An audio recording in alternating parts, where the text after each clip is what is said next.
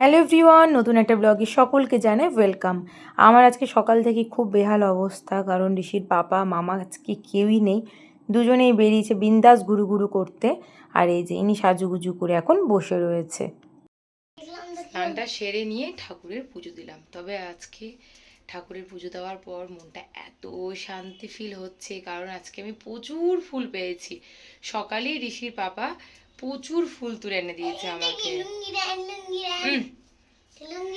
তো এত সুন্দর করে আজকে আমি ঠাকুর ঘরটাকে সাজিয়েছি পুরো একদম মনের মতন করে, এত শান্তি লাগছে।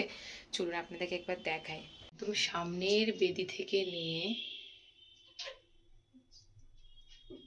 ধূপ স্ট্যান্ড প্লাস আমার প্রদীপ, সঙ্গে ঠাকুরের থালা, গ্লাস, ঠাকুরের চরণ তলে সব জায়গায় শিউলি ফুলে একদম ভর্তি। এত সুন্দর লাগছে আজকে।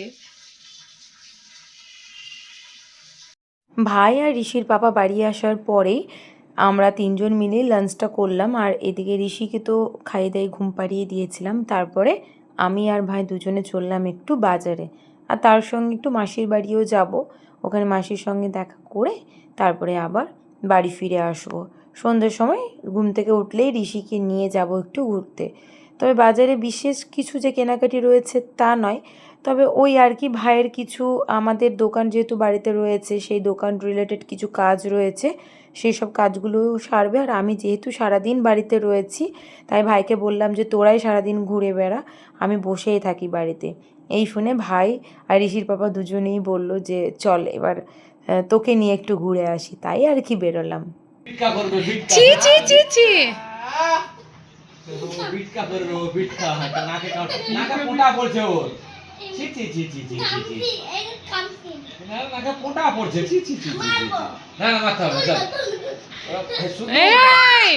এতক্ষণ তো মারামারি দেখলেন, এবার দেখুন যে ভাই আমাকে কালকে ভাইফোঁটাতে কী গিফট দিয়েছে।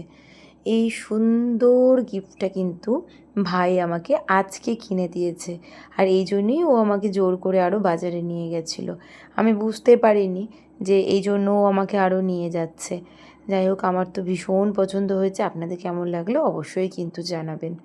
আমাদের আজকে সন্ধ্যের সময় যাওয়ার প্ল্যান রয়েছে স্কোয়ার ফিল্ডে। সেখানে ঋষির আঙ্কেল আন্টি আসবে আর তার সঙ্গে ঋষির ভাই, ওরা দুজন খেলা করবে।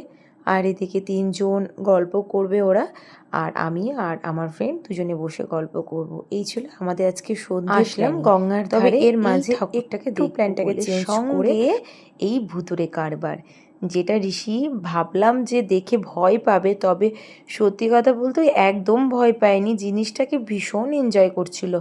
ভয় এখন দিনকে দিন যত বড় হচ্ছে ততই যেন মাথার ওপর দিয়ে উড়ে উড়ে চলে যাচ্ছে। আর মজা পাচ্ছিল যেহেতু, তাই বেশ খানিকক্ষণ ধরে দাঁড়িয়ে আমরাও দেখলাম। তার সঙ্গে মাকে দর্শন করলাম, আর কিছু প্রতিমা বিসর্জন হচ্ছিল, সেই সব দেখে সোজা চলে আসলাম স্কোয়ার ফিল্ডে। তারপরে পুরো সন্ধেটা এখানে বসে কাটালাম, বেশ সুন্দর কাটলো। আর তারই সঙ্গে সকলকে জানালাম গুড নাইট।